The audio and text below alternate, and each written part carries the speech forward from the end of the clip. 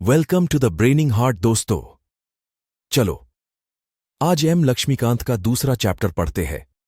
Chapter का नाम है making of the Indian constitution. इस वीडियो का सारा क्रेडिट अमित किल्होर सर और स्टडी आईक्यू टीम को जाता है। ये चैनल स्टूडेंट्स के लिए विभिन्न स्रोतों से ज्ञान प्राप्त करने का एक माध्यम मात्र है। हम कोई भी कॉपीराइट क्लेम नहीं करते। ऐसे और वीडियोस के लिए हमारे चैनल को सब्सक्राइब करें और बेल आइकॉन को जरूर दबाएं। This is the chapter number 2 of the Lakshmikant and it's called as the making of the constitution. Basically हमारा संविधान कैसे बना था। For the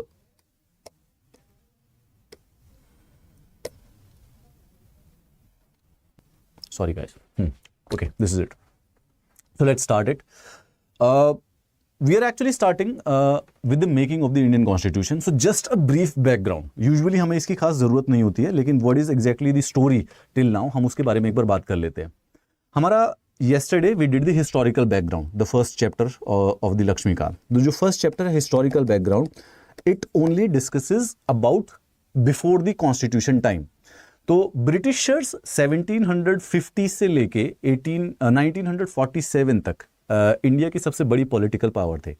and whatever they did in the administration, the laws which they pass, जिन्होंने जैसा जिस प्रकार का उन्होंने एडमिनिस्ट्रेशन सेट किया था, वो सारा का सारा जो एडमिनिस्ट्रेशन है, it impacted, sort of influence the making of the new constitution. आज का हमारा purpose making of the constitution को पढ़ना है। तो आज हम वो प्रोसेस पढ़ेंगे कि हमारा जो संविधान बना था 1946 से लेके 1950 तक का जो प्रोसेस है वो क्या था। हमने कल के दिन में 1773 से लेके 1773 से लेके 1947 तक कुछ ऐसे इंपॉर्टेंट लॉज जो कि ब्रिटिश पार्लियामेंट ने पास किए थे, एंड इन वन वे और द अदर जिनका इन्फ्लुएंस हमारे इंडियन कॉन्स्टिट्यूशन और भारत की जो राज्य व्यवस्था है उस पर देखने को मिलता है। आज का जो हमारा पर्पस है is to understand 1946 to 1950, 1946 से 1950 में भारत में क्या क्या हुआ था कॉन्स्टिट्यूशन बनाने के लिए। Now the process is very simple. In 1945 after the World War, Britishers realized कि उनको बेसिकली अब हमारा कंट्री छोड़ना पड़ेगा। So the question in front of them was कि कैसे ब्रिटिशर्स अपनी पावर को ट्रांसफर करके जाएं इंडियंस के हाथों में। This was the dilemma, this was the question in front of them कि ब्रिटिशर्स को अपनी जो पावर है वो इंडियंस के हाथों में देके जानी है। How they are going to do is basically the debate of the 1940s, 1940 से लेके 1950 तक का जो मॉडर्न हिस्ट्री इतिहास के जो चैप्टर्स हैं एंड जो बेसिकली इंडियन कॉन्स्टिट्यूशन के चैप्टर है वो इसी बात को डिस्कस करते हैं कि what were the discussions, what were the nuances that were involved in making of the Indian constitution, या फिर ब्रिटिशर्स को बेसिकली इंडियन क्या कहना है पावर को कैसे ट्रांसफर करना। नाउ बात सिंपल सी है, ये जो आइडिया है कि कॉन्स्टिट्यूशन होना चाहिए देश का, हमारा खुद का देश का कॉन्स्टिट्यूशन होना चाहिए, this idea was the first time was put forward by M N. Roy in 1934। 1934 में 1934 में एम.एन. रॉय जो कि बेसिकली एक कम्युनिस्ट मूवमेंट के पायनियर थे इंडिया में, ही पुट फॉरवर्ड दिस आइडिया कि इंडिया की खुद की कॉन्स्टिट्यूएंट असेंबली होनी चाहिए। मतलब कि हम ब्रिटिशर्स के द्वारा रूल हो रहे हैं, so that is kind of an unfair thing. Rather भारतीयों को अपना खुद स्वराज, यानी they should have a right to self rule, और वो करने के लिए हमारे पास अपना खुद का एक कॉन्स्टिट्यूएंट असेंबली, यानी एक ऐसी असेंबली जो कि अपना खुद का कॉन्स्टिट्यूशन बना सके, होना चाहिए। So we should have a own constituent assembly. Now 1935 में this idea was also endorsed by the Indian national Congress. Now remember, हम हिस्ट्री में 1885 से लेके 1950 तक जब भी हिस्ट्री पढ़ते हैं तो हमें इंडियन कांग्रेस और इंडियन मुस्लिम लीग के बारे में पढ़ना पड़ता है, क्योंकि फ्रॉम 1885 टिल 1950 ये दोनों सबसे इंपॉर्टेंट पॉलिटिकल पार्टीज थी, ये पॉलिटिकल रिप्रेजेंटेटिव्स थी इंडिया की उस समय के लिए। सो 1935 में the biggest political party of that time, Indian national Congress, also officially demanded from Britishers कि एक कॉन्स्टिट्यूएंट असेंबली बनानी होगी। Right, you are getting what we are doing. हम प्रोसेस अंडरस्टैंड कर रहे हैं कि कॉन्स्टिट्यूशन कैसे बना। हमारा कॉन्स्टिट्यूशन बनने के लिए एक्चुअली में अंग्रेजों ने कॉन्स्टिट्यूएंट असेंबली बनाई थी 1946 में। वो कॉन्स्टिट्यूएंट असेंबली का थोड़ा सा बैकग्राउंड देख रहे हैं कि where do this idea originate कि कॉन्स्टिट्यूएंट असेंबली होनी चाहिए। So discussions were happening and in 1934 M N. Roy came up explicitly with this idea कि एक कॉन्स्टिट्यूएंट असेंबली होनी चाहिए इंडियंस की। एंड देन 1935 में it was basically endorsed, Congress ने भी ऑफिशियली ये स्टैंड ले लिया था कि ऐसा होना चाहिए। एंड 1938 में जवाहरलाल नेहरू आईएनसी नेशनल कांग्रेस के बिहाफ पे उन्होंने कहा कि कॉन्स्टिट्यूशन जो भारत का होगा वो विदाउट आउटसाइड इंटरफियरेंस होना चाहिए, और जो कॉन्स्टिट्यूएंट असेंबली है वो बननी चाहिए on the basis of the adult franchise. मतलब कि according to, see okay, think about it, okay, here's how it goes to make it easier. Imagine yourself to be a dictator, imagining, good, let's say you rule over a country, ठीक है, एक country को rule कर रहे हैं, 5 करोड़ लोग हैं उस कंट्री के अंदर, ठीक है। नाउ यू डिसाइड कि you are going to leave that country, you are done with it finally, ठीक है, you are going to leave, you are going to give them freedom, okay. वहां पे कुछ लोग हैं इंपॉर्टेंट हैं, कुछ पॉलिटिकल पावर्स में होंगे। अब आप ये बताइए मुझे, how are you going to transfer the power? आप उन लोगों को उनका जो संविधान है, once you transfer the power they would need a constitution जिसके बेसिस पे वो रूल करेंगे, जिसके बेसिस पे उनकी राज्य व्यवस्था चलेगी। आपको ये डिसाइड करना है कि वो कॉन्स्टिट्यूएंट असेंबली कैसे बनेगी। Now this was the problem which Britishers were facing after the world war 2, 1945 के बाद ये प्रॉब्लम थी। लेकिन जो डिमांड थी कि कॉन्स्टिट्यूएंट असेंबली होनी चाहिए, ये 1934 से स्टार्ट हो रही थी। Then it was being forwarded by the क्या नाम है, it was being forwarded by Indian national Congress in 1935। अब पूरे चैप्टर को पढ़ने से पहले इस क्रोनोलॉजी को देखते हैं और उसके बाद फिर हम धीरे धीरे हर एक पॉइंट को समझेंगे। सबसे पहले 1934 में एम.एन. रॉय ने, एज अ फैक्चुअल इंफॉर्मेशन है ये, कि कॉन्स्टिट्यूएंट असेंबली की डिमांड को सामने रखा था। 1935 में इसी चीज को कांग्रेस ने भी एंडोर्स कर दिया था। 1940 में एक हिस्ट्री में एक टर्म सुनेंगे आप, ऑगस्ट ऑफर। 1939 में वर्ल्ड वॉर 2 स्टार्ट हो चुकी थी, ठीक है, डू यू नो दिस? 1939 1 सितंबर में वर्ल्ड वॉर 2 स्टार्ट हो गई थी। एंड वर्ल्ड वॉर 2 में इंडियंस के सपोर्ट पाने के लिए 1940, अगले साल, एक साल के बाद, यानी कि अगस्त 1940 में ब्रिटिशर्स ने दिया इंडियंस को ऑगस्ट ऑफर, विच मीन्स कि ब्रिटिशर्स ने कंसीड कर दिया कि अगर वर्ल्ड वॉर 2 खत्म हो जाएगी, we will allow you to make a constituent assembly, sort of. So August offer पहली बार ब्रिटिशर्स के द्वारा एंडोर्समेंट है कि इंडिया को एक अपनी खुद की कॉन्स्टिट्यूएंट असेंबली बनाने का मौका दिया जाएगा। देन 1942 में Cripps proposal. Now again there is a slight history involved here. Cripps British cabinet का एक मेंबर है, ठीक है। He comes to India to gain support of Indians for the war, and उसका कुछ प्रपोजल्स है कि ये कॉन्स्टिट्यूएंट असेंबली कैसे बनेगी या फिर कॉन्स्टिट्यूशन कैसे बनेगा वर्ल्ड वॉर 2 के बाद। Now this thing became bone of contention between the Indians and the Cripps. ये कह रहा था, जो क्रिप्स था, इसका प्रपोजल था कि जब वर्ल्ड वॉर 2 खत्म हो जाएगी, we will make a constitution for the Indians. Whereas Gandhi ji और the Indian national Congress at that time से कि नो, ये बात पहले हमें कंफर्म कीजिए, अभी हमें बेसिकली डोमिनियन स्टेटस दे दीजिए, we will not wait for the world war 2 to end. तो जो ये क्रिप्स प्रपोजल थे ये ब्रेक डाउन हो गए। मुस्लिम लीग भी बेसिकली इनको नहीं मानी और ना ही बेसिकली कांग्रेस ने माने। So Cripps mission as it is called in the history failed. World war 2 1945 में खत्म हो जाती है। वर्ल्ड वॉर 2 खत्म होने के बाद अगले साल कैबिनेट मिशन आता है इंडिया में। कैबिनेट मिशन का मतलब है कि 3 लोग थे जो कि ब्रिटिश कैबिनेट के मेंबर्स थे, वो तीनों के तीनों भारत आते हैं। उन तीनों के तीनों नाम क्या है?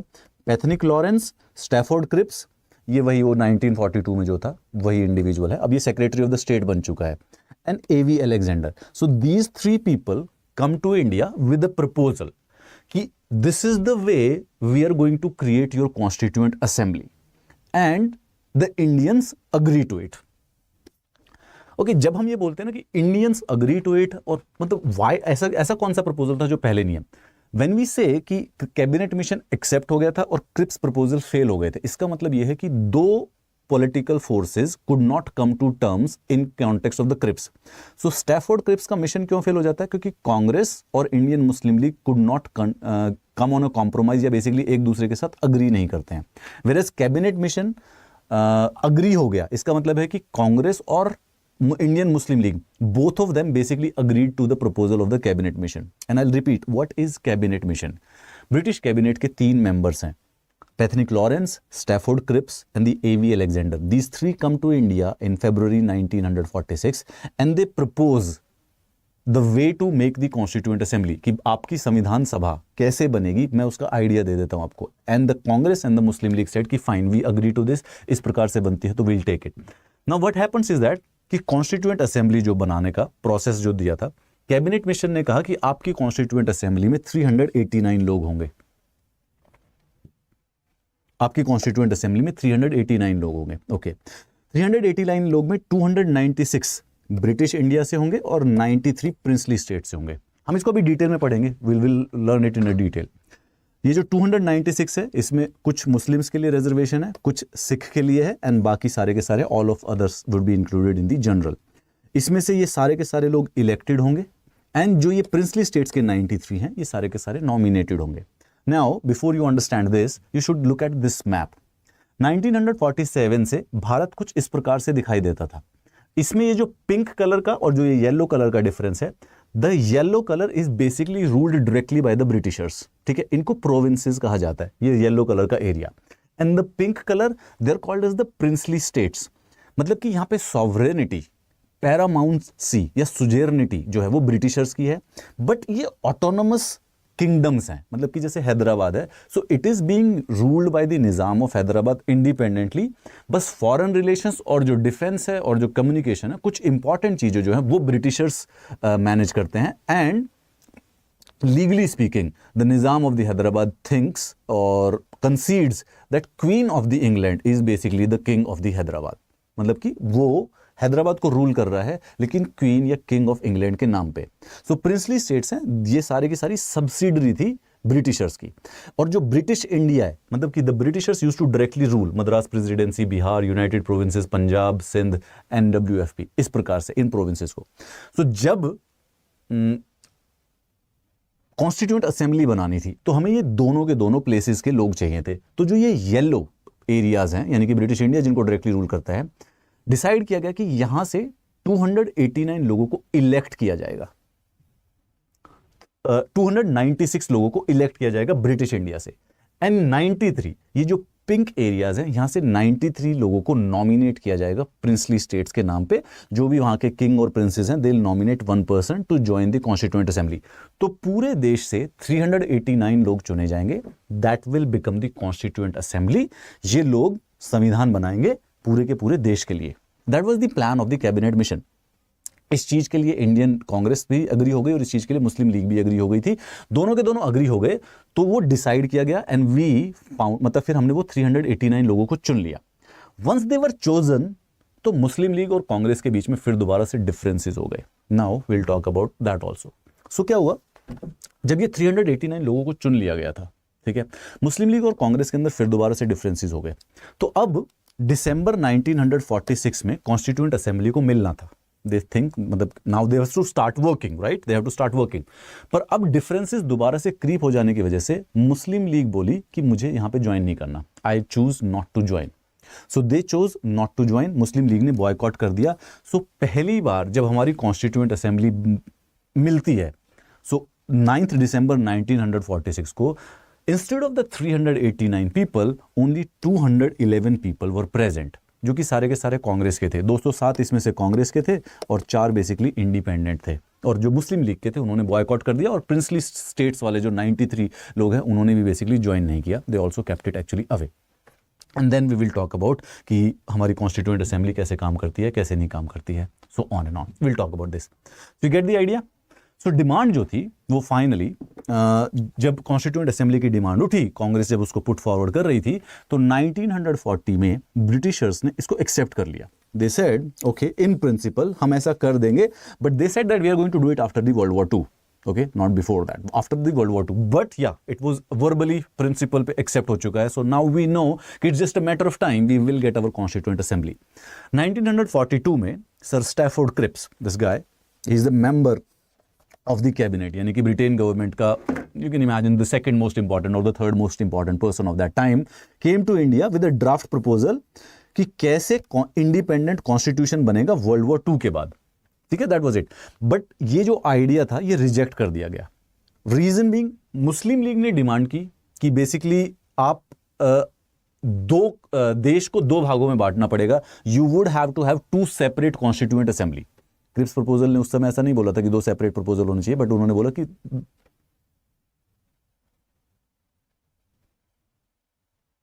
Right, cool. So Cripps proposal were rejected by the Muslim League. Why? क्योंकि मुस्लिम लीग की 1940 से एक डिमांड हो गई थी कि मुस्लिम्स के लिए एक अलग नेशन बनाइए और हिंदूज के लिए एक अलग नेशन बनाना पड़ेगा। सो 2 सेपरेट कॉन्स्टिट्यूएंट असेंबली बननी चाहिए 2 ऑटोनोमस स्टेट्स के लिए, which Cripps didn't agree to. So basically the Cripps proposal basically fail. World war 2 खत्म होती है 1945 में, और 1946 में एक कैबिनेट मिशन भेजा गया। पहले क्रिप्स अकेले आए थे, अब की बार 2 और लोग हैं, AV Alexander and the Pethick Lawrence and the sir Stafford Cripps also. ये तीनों के तीनों कैबिनेट के मेंबर्स हैं, hence called as the cabinet plan.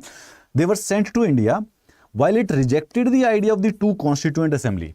इन्होंने वो पुराना मुस्लिम लीग का आइडिया बोला कि देखो 2 कॉन्स्टिट्यूएंट असेंबली तो नहीं बना रहे हम, we are not going to do it.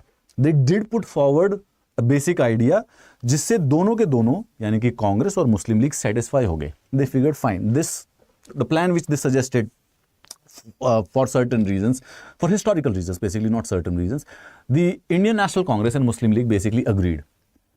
अब उन्होंने क्या कहा ये बताते हैं कि कॉन्स्टिट्यूएंट असेंबली कैसी बनेगी। इट वाज कॉन्स्टिट्यूटेड इन नवंबर 1946, जो कि कैबिनेट मिशन ने अपना प्लान दिया था। सो कैबिनेट मिशन की जो स्कीम थी उसके बेसिस पे बनी। What was the scheme? इन्होंने कहा सिंपल सा बेसिक आइडिया कि we are going to have 389 people in the constituent assembly. So 389 जो लोग हैं,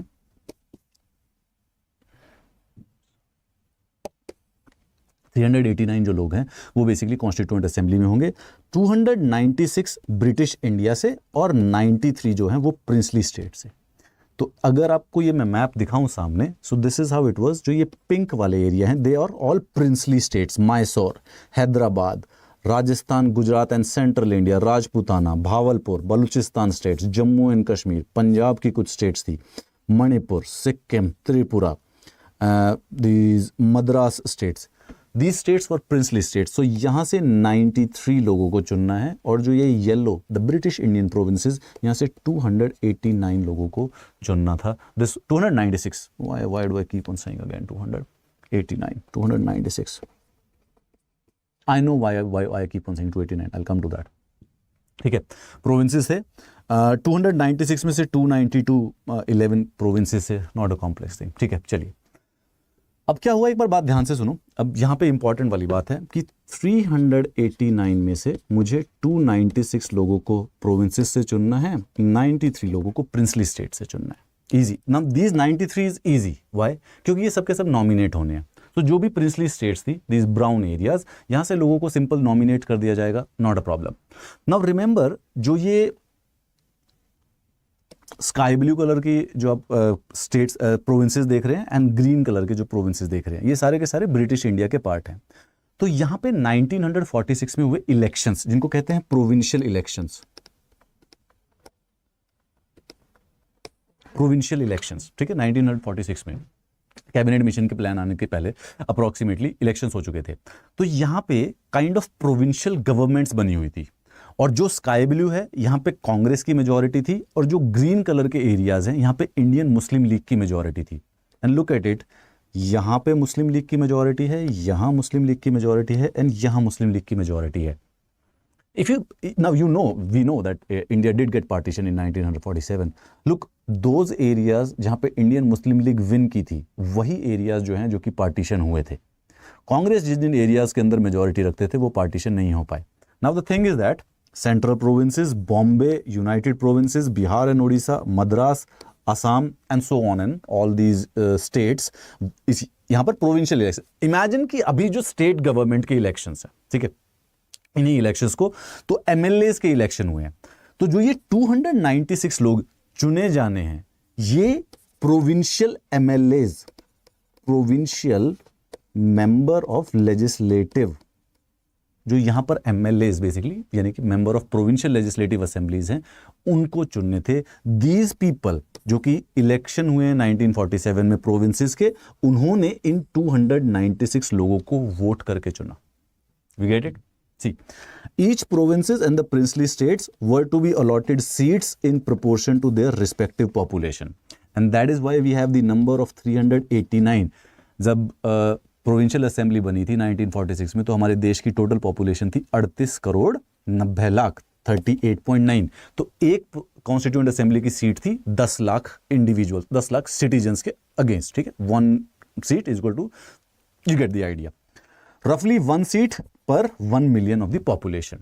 So seats allocated to British provinces were to be divided among the 3 principal communities. 3 में divided थी, कुछ मुस्लिम्स के लिए रिजर्व थी, कुछ सिख के लिए रिजर्व थी और बाकी जनरल कैटेगरी के लिए।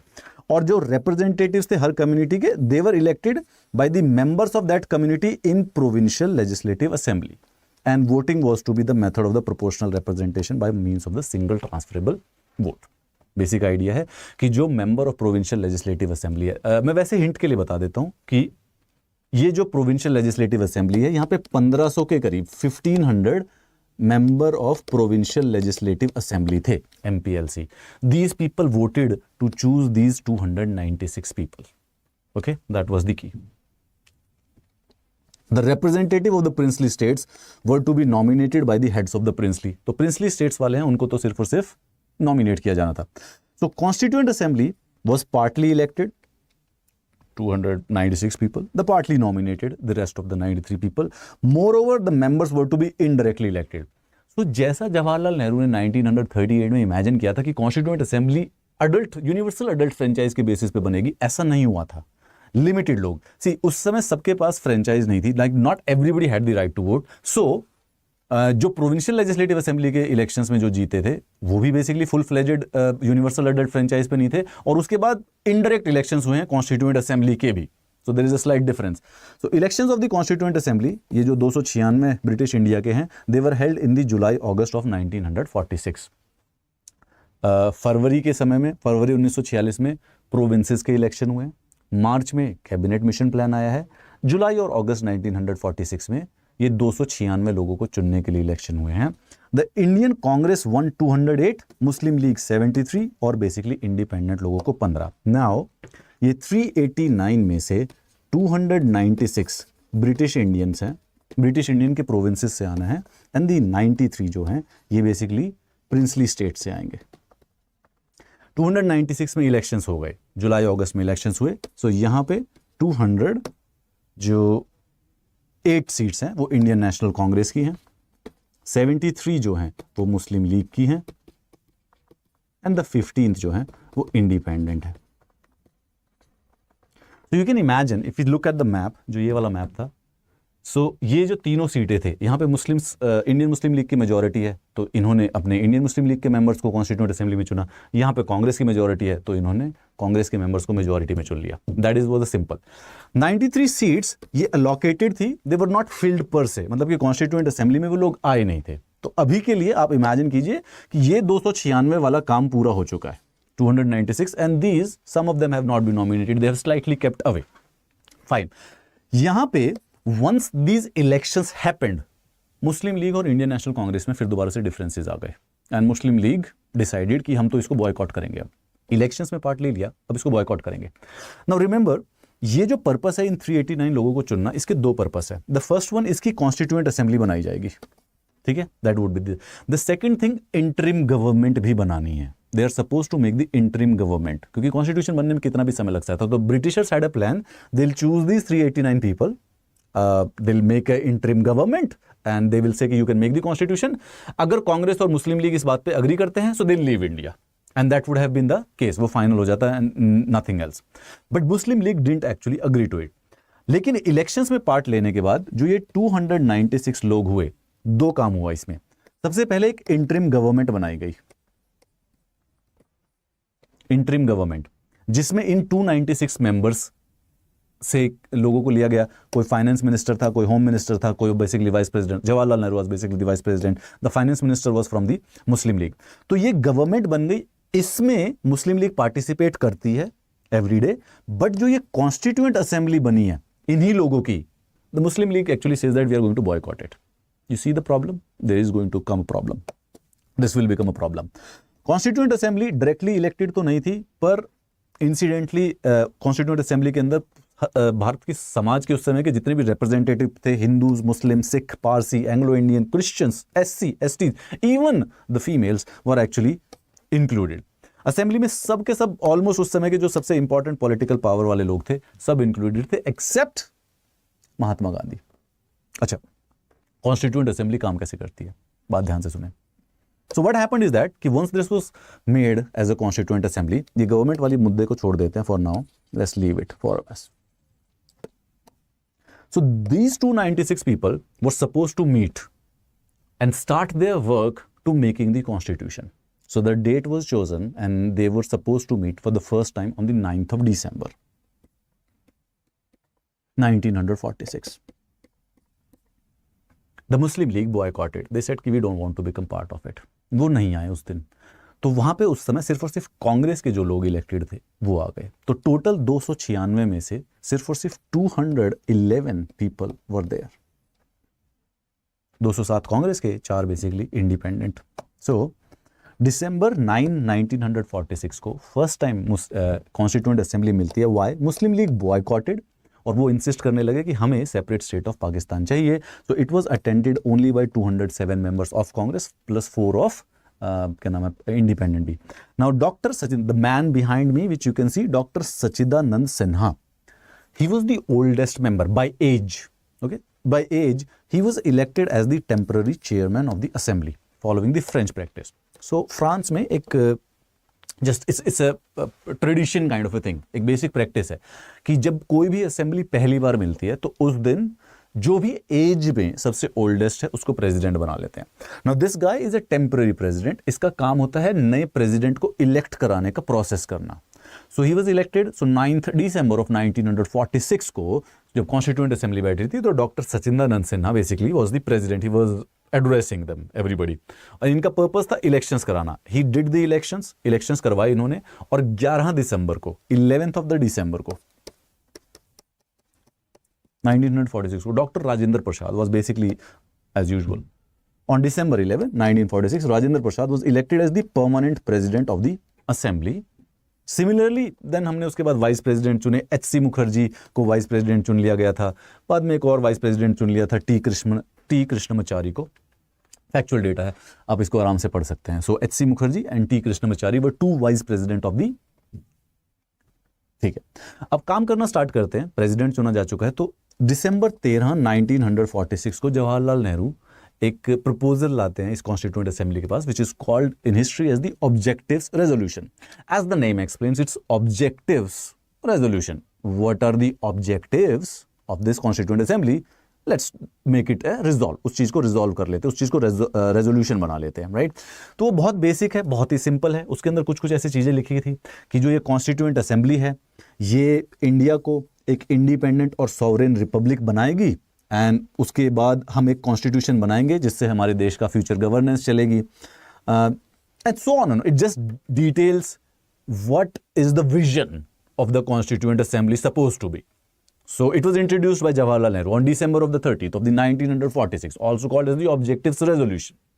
Now some of you who probably knows it कि ये जो Objective Resolution है, this became the base of the preamble of the final Constitution. मतलब हमारा जो preamble है वो देखिएगा उसमें इसी प्रकार के कुछ wordings use कर रखी है, जैसे कि जवाहरलाल नेहरू ने अपनी Constituent Assembly के सामने कहा कि संविधान सभा है वो क्या करेगी? वो कोशिश करेगी कि देशवासियों को गारंटी कर सके और सिक्योर कर सके जस्टिस, सोशल, इकोनॉमिक और political, equality of status, opportunity, freedom of thought expression. अब यही एग्जैक्टली सेम चीज हमारे प्रियम्बल में भी है।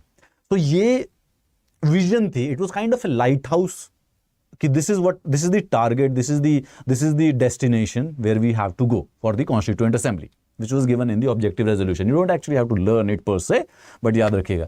तो जो ये रेजोल्यूशन था ये कॉन्स्टिट्यूएंट असेंबली ने अडॉप्ट कर लिया था। They were like कि unanimously, so they adopted it and it obviously influenced हमारा जो संविधान था वो kind of उसी के उसके अंदर बना था। Now remember, we are talking about 1946 right now, right? 1946 की बात चल रही है अभी तो, 13 दिसंबर 1946 की बात चल रही है। But then if some of you remember yesterday's lecture correctly, 18th of July 1947 को इंडिया इंडिपेंडेंस एक्ट पास हो गया। इंडिया इंडिपेंडेंस एक्ट का मतलब कि 15 अगस्त को बेसिकली भारत आज़ाद हो जाएगा और पाकिस्तान भी आज़ाद हो जाएगा। Now this brings certain changes to this constituent assembly also. What were those changes? देखो, representative of the princely states जो कि धीरे धीरे जो कि दूर थे, अभी ज्वाइन नहीं करना चाहते थे, they gradually joined it. And जून 3, 1947 को Mountbatten plan, and I explained to you yesterday what is Mountbatten plan. Mountbatten ने आइडिया दिया कि we are going to partition the country, and there are circumstances, historical circumstances. The Indian National Congress and Muslim League agreed to it then for the partition of the country. तो partition decide हो गया था जब वो जून 3, 1947 का mount baton plan agree हो गया.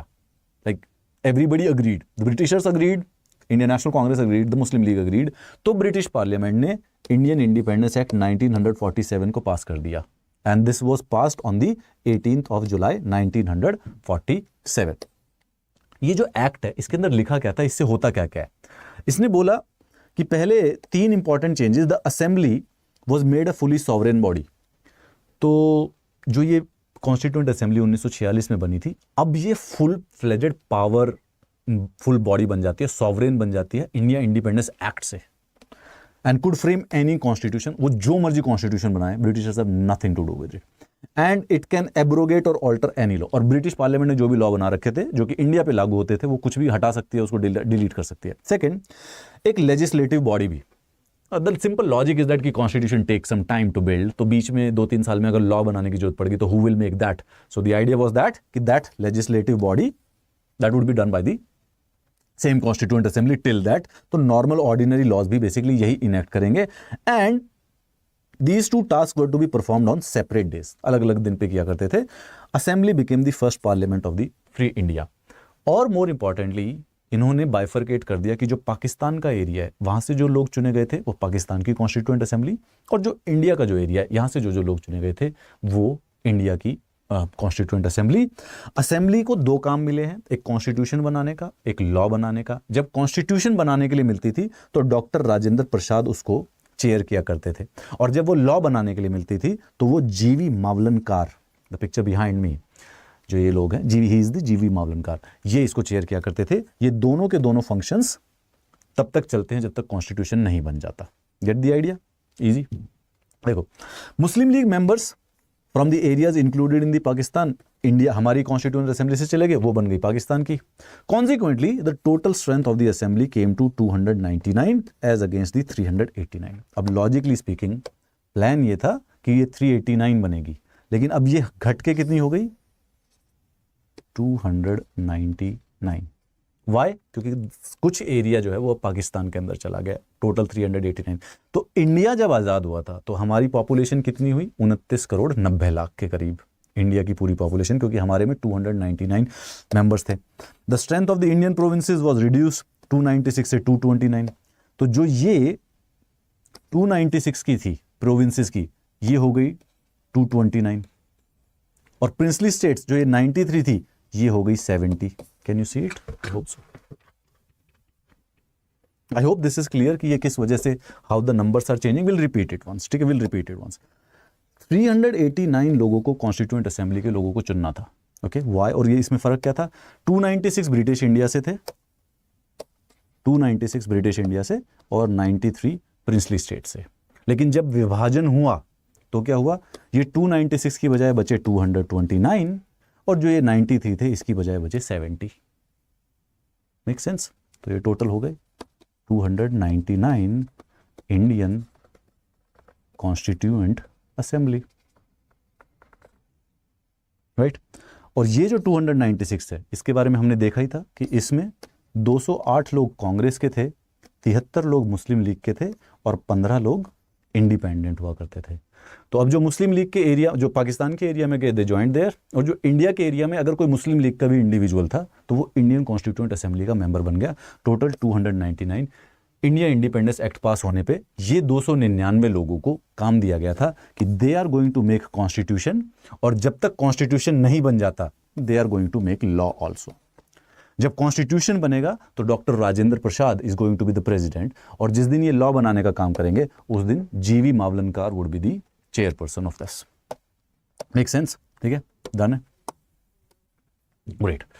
Other functions. अब ये 299 ये दो तो इमीडिएटली काम है, पहले वाला इंपॉर्टेंट काम कॉन्स्टिट्यूशन बनाना, दूसरे वाला law. And just as a factual information, ये 5 काम और करते हैं। 5 कौन कौन से काम करते हैं? It ratified India's membership of the Commonwealth, national flag जुलाई 22 1947 को अडॉप्ट किया गया था। And look at the date because this fascinates me, why the Indian independence act was passed on the 18th of July 1947. Okay, so on 18th of July 1947 we knew कि 15th of August would be our Independence Day, right? When I was a child, I thought somebody told us in the morning. मुझे लगता था कि शायद किसी ने सुबह बताया होगा कि अब हम आज़ाद हो गए, because how can you know it in beforehand? So I was not a very smart child, to be honest. But now 18th जुलाई को लॉ पास हुआ था और उस लॉ में लिखा हुआ था कि 15th of August से आप फ्री हो जाओगे. So the moment we knew कि हमारी डेट है free, so the Constituent Assembly immediately, the first thought in their mind was that, but what would be our flag? What would be our flag? So they met on July 22nd 1947 and they adopted the national flag. ठीक है, फिर ये constitution बनाते हैं and constitution बन के तैयार हो जाता है 26 जनवरी 1949 को, 1949 को. बट इनका प्लान था कि हम साइन 26 जैन को करेंगे, 1950 से स्टार्ट करते हैं. अच्छा, इट्स ऑस्पिशियस डे. सो 26 जैन से स्टार्ट होना था. सो इन्होंने क्या किया, इन्होंने 3 काम किए एक दिन पहले. 24 जनवरी 1950 को नेशनल एंथम अडॉप्ट कर लिया, और 24 जनवरी 1950 को नेशनल सॉन्ग अडॉप्ट कर लिया, और 24 जनवरी 1950 को डॉक्टर राजेंद्र प्रसाद को प्रेसिडेंट के तौर पर भी इलेक्ट कर लिया. These 3 things were basically done by exactly on the same day. So these were the 5 things जो कि basically as a functions उन्होंने किया था. तो ये constituent assembly, these 299 people once chosen, ये जो थे लोग थे, इन्होंने बेसिकली काम करना स्टार्ट किया 15th of August 1947 के बाद. 15th of August 1947 के बाद they started working and well they started working. So what they did was that कि ये 11 सेशन हुए थे इनके, ठीक है, टोटल 2 साल 11 महीने और 18 दिन, वेरी क्लोज. अगर 12 दिन होते, if they would have just waited 12 more days, तो एग्जैक्ट 3 साल हो जाता. 11 session over 2 years, 11 month and 18 days. Okay, constitution maker, इन्होंने 60 कंट्रीज के कॉन्स्टिट्यूशन पढ़ डाले and the draft constitution, these are just a factual information, कोई नहीं है. पूरा खर्चा लगा था 64 लाख रुपए में. हमारा कॉन्स्टिट्यूशन सिर्फ 64 लाख रुपीज में बन गया था.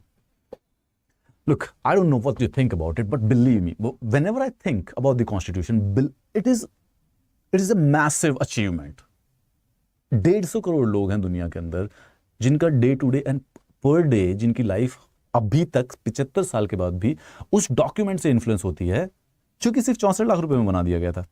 Which I believe, but you can't put a cost to it. Definitely never. Oh, come on.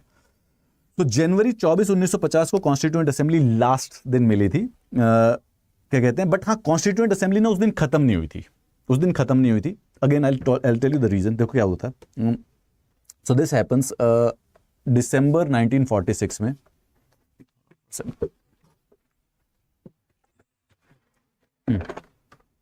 दिसंबर 1946 में कॉन्स्टिट्यूएंट असेंबली बनती है.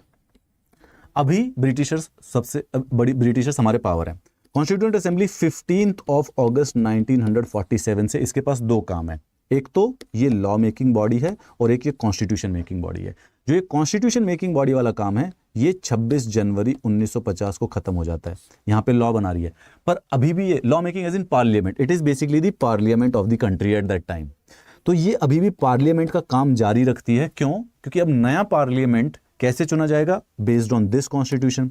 और ये कॉन्स्टिट्यूशन से इलेक्शंस होने थे, वो इलेक्शंस होने में थोड़ा सा टाइम लगा. वो इलेक्शंस खत्म हुए तो 1951 मई 1951 में फिर हमारा पहला democratically elected universal adult franchise के बेसिस पर लोकसभा चुनी गई. ठीक है, got it. Okay, till the formation of the new parliament of the 1952 के में 1952 के 51 में इलेक्शन स्टार्ट हुए थे, 52 तक चले थे. ठीक है.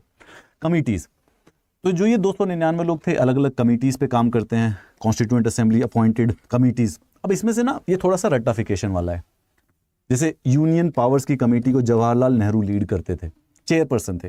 यूनियन कॉन्स्टिट्यूशन की committee Jawaharlal Nehru. Provincial constitution की committee Sardar Patel, he was the chairperson. So again this is how anybody would work, right? There are 299 people, so you divide the work between. So you decide कि province के अंदर कौन कौन से provision डालने हैं, so that would be led by the Sardar Vallabhbhai Patel. So you divide कि union की क्या क्या पावर्स होनी चाहिए, that would be like Jawaharlal Nehru.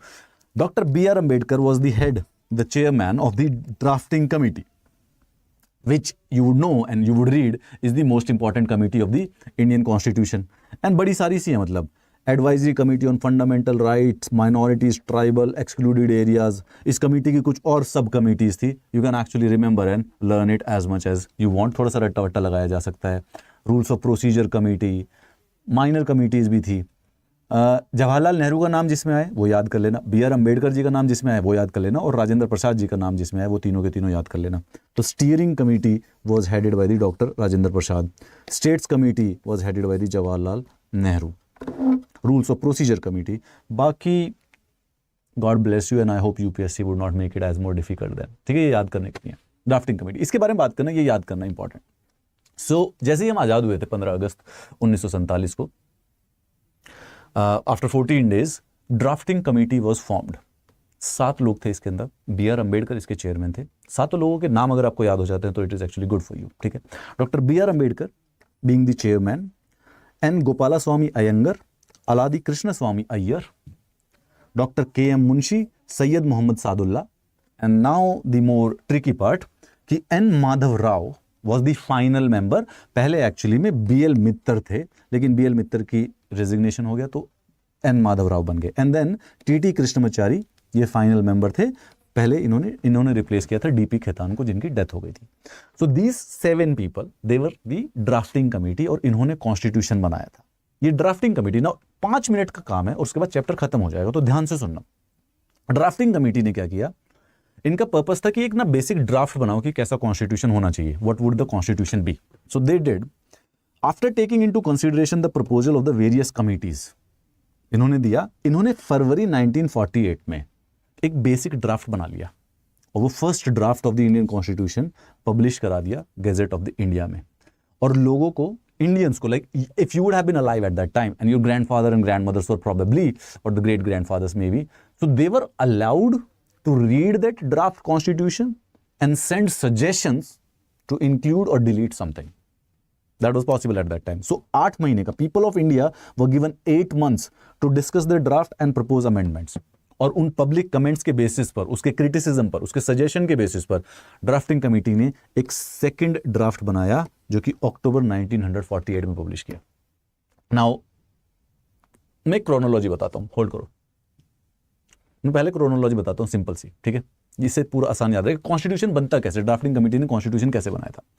तो final draft of the Indian constitution नवंबर 4 1948 को बनके तैयार हो गया, ठीक है, नवंबर 4, जैसे कि मैंने अभी बताया आपको, नवंबर 4।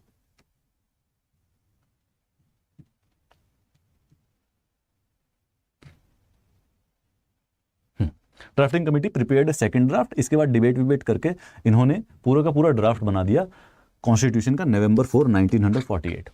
Now will learn it in the detail, but remember parliament में लॉ पता कैसे बात होता है। पार्लियामेंट में लॉ जब पास करते हैं तो 3 स्टेजेस से गुजरता है, जिसको कहते हैं first reading, second reading and third reading. First reading का मतलब होता है introduction of that law in the parliament. Second reading का मतलब होता है डिस्कशन अबाउट द क्लॉजेज, क्या लिखा हुआ है, should be included, should be deleted. And third reading का मतलब होता है मोर और लेस वोटिंग, मतलब कि अगर कोई बोले ना कि third reading of the law चल रहा है पार्लियामेंट में, सो क्या हो रहा होगा, पार्लियामेंट में वोटिंग हो रही होगी कि क्या ये पास करे या ना करे। So first reading of constitution का मतलब ये हुआ कि बेसिकली कॉन्स्टिट्यूशन को इंट्रोड्यूस कर दिया पार्लियामेंट के अंदर। सेकंड रीडिंग ऑफ कॉन्स्टिट्यूशन का मतलब ये हुआ कि कॉन्स्टिट्यूशन कॉन्स्टिट्यूएंट असेंबली डिस्कस कर रही होगी डिटेल के अंदर, एकदम बिल्कुल प्योर फुल फ्लेजेड डिटेल्स में डिस्कस कर रही होगी। और थर्ड रीडिंग का मतलब कि अब वोटिंग होने लग रही है कि ये हाँ ये वाला पास, ये वाला clause. And how they do it, it's very simple, like जैसे I talk third reading of Indian constitution है जो कि 14 नवंबर को स्टार्ट हुई थी। तो होता क्या था कि this is the clause 1, somebody would come like Dr. B.R. Ambedkar will come कि this is the clause 1, हमने ये लिखा हुआ है, should we pass it? And all the people 299 जो कॉन्स्टिट्यूएंट असेंबली के थे, they'll be like कि yes। तो जैसे ही yes हुआ मेजोरिटी में तो ये मतलब ये पास हो गया। This is how it was. So constitution ऐसे बना था कि कॉन्स्टिट्यूशन का ड्राफ्ट जब basically doctor B R Ambedkar की ड्राफ्टिंग कमेटी ने प्रिपेयर कर लिया तो वो नवंबर 4 1948 को कॉन्स्टिट्यूएंट असेंबली को दे दिया गया। And after 10 days, that is 15th of November 1948, discussion start हुई हर एक क्लॉज पे। सो 15 नवंबर से लेके 11 महीने तक, 15 नवंबर से लेके 17 अक्टूबर 1949 तक फुल फ्लेजेड ना डिटेल्ड डिस्कशन हुई हर एक पॉइंट के ऊपर। And then when it was done 17 अक्टूबर को खत्म हुए, then they met in November, 14th of November 1949। They basically voted on clauses. Voted हुई, 14 दिन के अंदर सारे क्लॉज को यस करवा दिया, और 26 नवंबर 1949 को doctor B R Ambedkar constituent assembly के सामने आते हैं एंड ही सेज दैट कि I am moving a motion to pass the Indian constitution. The people who say yes, people who want to say no, people who want to say no, and everybody said yes, and hence the constitution was passed on 26th of November of the 1949। ये process है, देखो, enactment of the constitution। B R Ambedkar ने final draft बनाया constitution का, और नवंबर 4, 1948 को constitution को basically constituent assembly के पास दे दिया।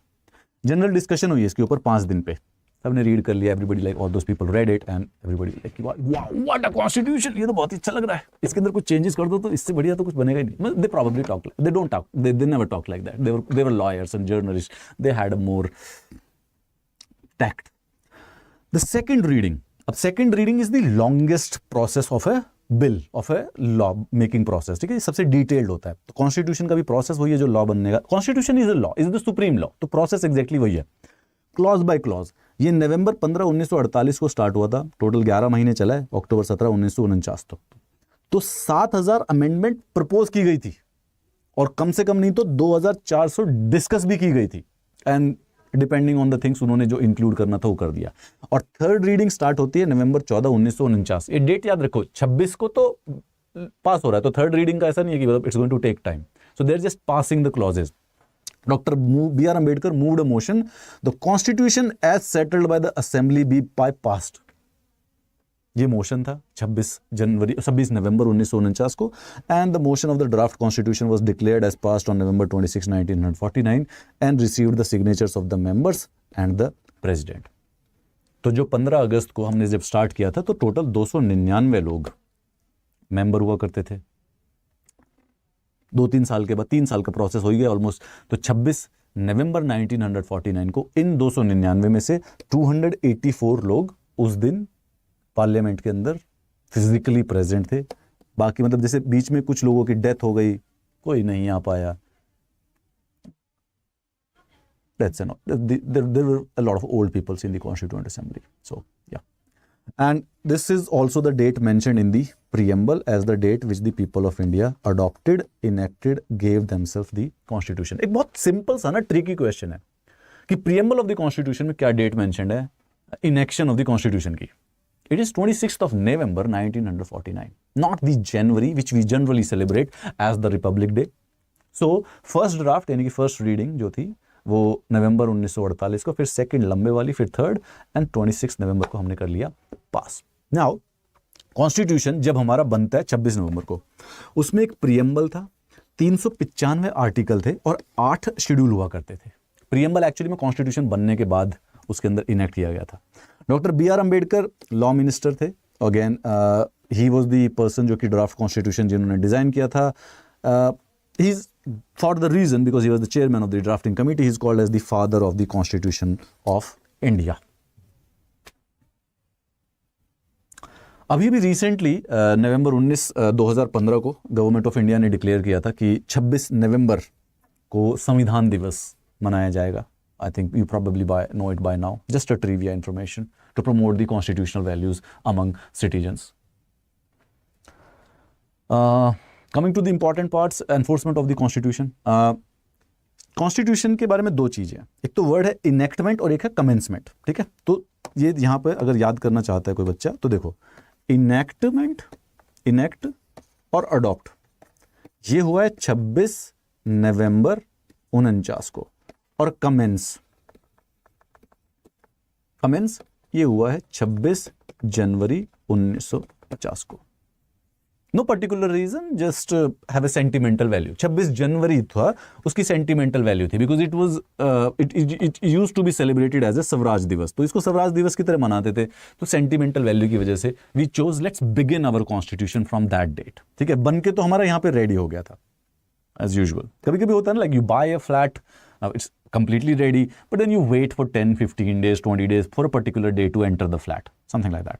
लेकिन 26 नवंबर से कॉन्स्टिट्यूशन के कुछ प्रोविजंस लागू हो चुके थे, सम टेम्पररी, कुछ इलेक्शन से रिलेटेड, कुछ प्रोविजनल पार्लियामेंट के जो थे they started, and the rest of the constitution started from the 26th of Jan of 1950. Perfect. The remaining provisions 26 जनवरी 1950 को आते हैं. It is called as the date of the commencement and also now every year celebrated as the Republic Day. It was specifically chosen. Why? Because of its historical importance. क्यों? क्योंकि 1930 में इसको पूर्ण स्वराज दिवस यहाँ से मनाना स्टार्ट किया गया था, following the resolutions of the Lahore session, something pertaining to the modern history, which you can do on the study IQ from the Spectrum series. और कॉन्स्टिट्यूशन में लिखा हुआ है यार कि जैसे ही कॉन्स्टिट्यूशन स्टार्ट होगा तो ये इंडियन इंडिपेंडेंस एक्ट ऑफ 1947 और government of India act of 1935 ये भी रिपील हो जाएंगे ऑटोमेटिकली. मतलब कि कॉन्स्टिट्यूशन 26 जनवरी 1950 से स्टार्ट हो रहा है, तो उस दिन से इंडियन इंडिपेंडेंस 1947 एक्ट खत्म, उसके बाद वो इंडिया पे लागू नहीं रहेगा. और government of India act 1935 that also ends. See, government of India act 1935 is the constitution of India from 35 to 50.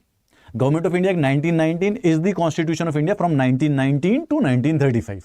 हमने इसीलिए पढ़ा, उनकी इंपॉर्टेंस ये थी कि हमारा देश बेसिकली उन्हीं कानूनों से चला करता था. And hence from the 26th of January 1900, ये जनवरी 26 का अखबार है. I can't figure out the exact date because it's very blurry, but yeah, India proclaimed, has to be 26th I think. India proclaimed sovereign, could be 27 also, एक दिन बाद भी हो सकता है, proclaimed sovereign democratic republic, and the Rajendra Prasad was basically sworn in as the president. So that is how we made our constitution, my friends. And there is some criticism of the Constituent Assembly, no doubt about it. The reason is that it was not a representative body, and that's why we were stressing on the fact कि वो जो 296 लोग चुने गए थे, they were not directly elected by the universal adult franchise, and then there were 93 people जो कि क्या कहते हैं उनको, प्रिंसली स्टेट्स के थे. और अगर हम सिर्फ इंडियन कॉन्स्टिट्यूएंट असेंबली की बात करें तो ये 229, और इसमें 70 लोग तो सिर्फ और सिर्फ नॉमिनेशन से आए हैं. किंग्स और क्वींस की नॉमिनेशन पे 70 लोग थे. So they could not be the representative body. Their members were not directly elected. Some of them were nominated. It was not a sovereign body either. It was not a sovereign body as it was created by the British government. See, if something has to be sovereign, there has to be zero external influence. Supreme जो है, right? God is the sovereign, but God cannot have any external influence. But हमारी जो constituent body है, that was created by the British proposal. So is it possible कि हमारा जो संविधान है, वो somehow or the other British के डिसीजन से इन्फ्लुएंस है? Now this contaminates the whole constitution in a sense, right? कि it begins, मतलब कि beginning ही basically ब्रिटिश आइडिया से हुई थी. This is the critiques of the Constituent Assembly says this कि यार it was not a sovereign body. Assembly held its initial sessions with the permission of the British government. 1946 से लेके 15 अगस्त 1947 तक जो sessions थे वो तो ब्रिटिश गवर्नमेंट की परमिशन से हो रहे थे. So objective resolutions was chosen when British government were paramount over India and also include, and that means over the Constituent Assembly also. Wow, that is a very, very valid argument. And time consuming. You know, US Constitution, United states of America का constitution, जिससे बहुत सारे constitution inspire और influence हुए, 4 महीने में. They took 4 months to make it. 4 months, 1 2 3 4 months. How many? We took 3 years to make it. It's too much, like time consuming purpose, like I don't know, he called it. The people say it. It was dominated by Congress, no doubts about it. 208 लोग कांग्रेस के थे इसके अंदर. 208 out of 299.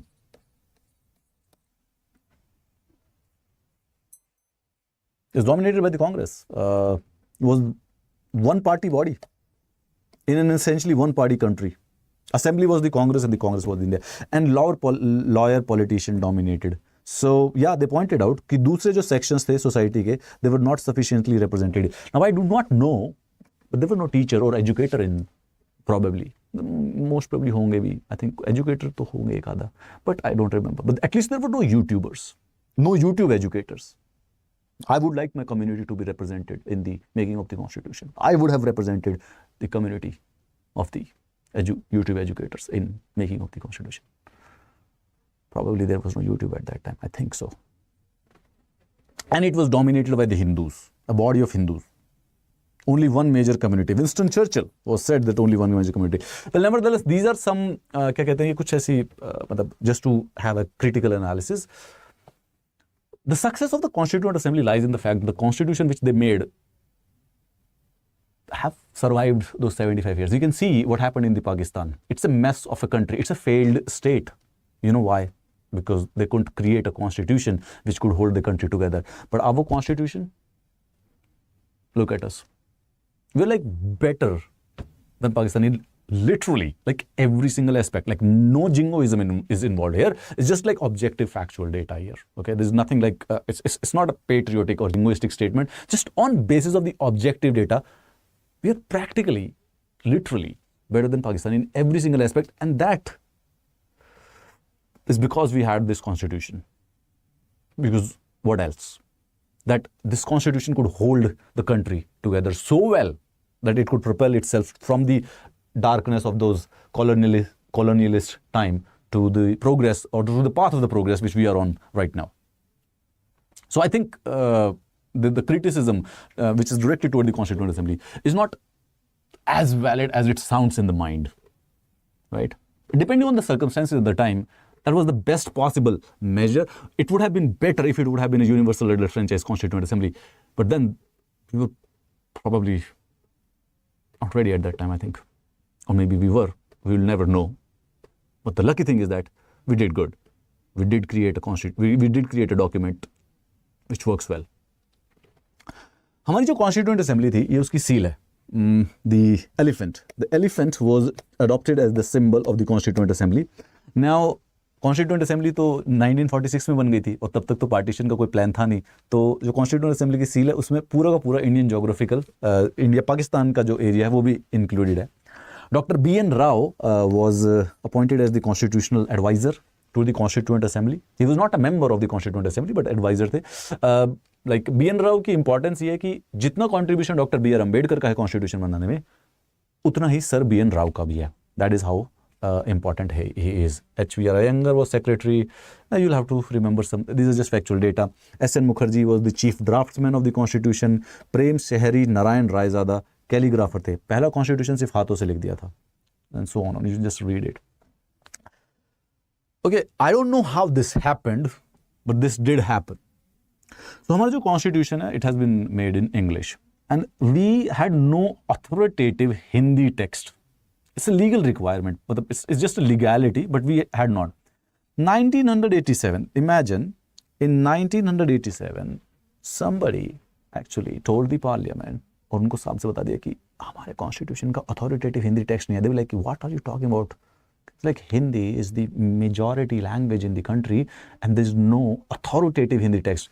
And everybody was like what do you mean by that? Like you can translate this in English. कि sir हम English से हिंदी में translate तो कर लेते हैं लेकिन एक लीगल अथॉरिटी चाहिए कि यही हिंदी का अथॉरिटेटिव टेक्स्ट है. We don't have it. And somebody asked कि कॉन्स्टिट्यूशन बना कब था? 1950. What is 1987? That's like 37 years. तो कॉन्स्टिट्यूशन में 58वां संविधान संशोधन किया गया 1987 में. एक नया आर्टिकल ऐड किया गया, आर्टिकल 394A, बिल्कुल लास्ट वाला. ठीक है, वो क्या कहता है कि प्रेसिडेंट अपनी अथॉरिटी के अंदर कॉन्स्टिट्यूशन की एक हिंदी टेक्स्ट पब्लिश करते हैं जो कि ऑफिशियली अथॉरिटेटिव टेक्स्ट है. The translation of the constitution in Hindi language president publish कराएंगे और ज़रूरत पड़ने पर जो भी मॉडिफिकेशंस होते हैं वो करवाएंगे. और translation of every amendment is also suppose to be made and translation of the constitution publish shall be constitute to have same meaning as the original text. कहने का मतलब ये है कि जो इंग्लिश का जो मीनिंग है ना वही हिंदी में है. पता चला दोनों शब्दों का अलग अलग मतलब लगा के दो कॉन्स्टिट्यूशन इंटरप्रेट ना किया जाए. कॉन्स्टिट्यूशन इंटरप्रेट इंग्लिश वाली लैंग्वेज में जो लिखा गया उसी से किया जाता है and then it is translated to Hindi. In case there is a catch तो English translation को प्रायोरिटी मिलती है और हिंदी वाले को accordingly चेंज कर दिया जाएगा उसके सिंक में.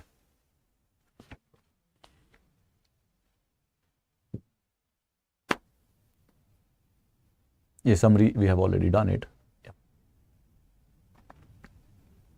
ओके, अब जो हमारा जो चैप्टर है, हमारा जो PDF है, कुछ नई ऐसे like there are some these list tables that has been given.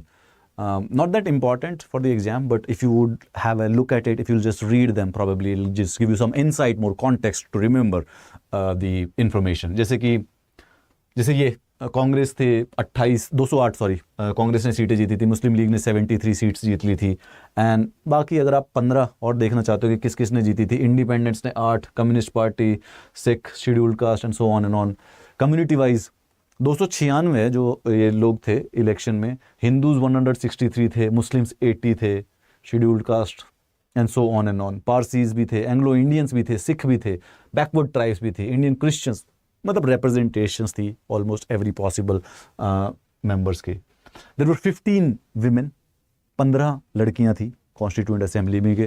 These are the 15 women.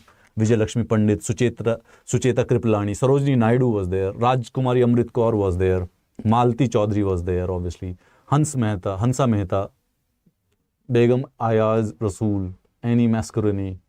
So these were 15 females. These were the sessions. You don't need to remember it, just have a look at it, so you might get a context to learn things.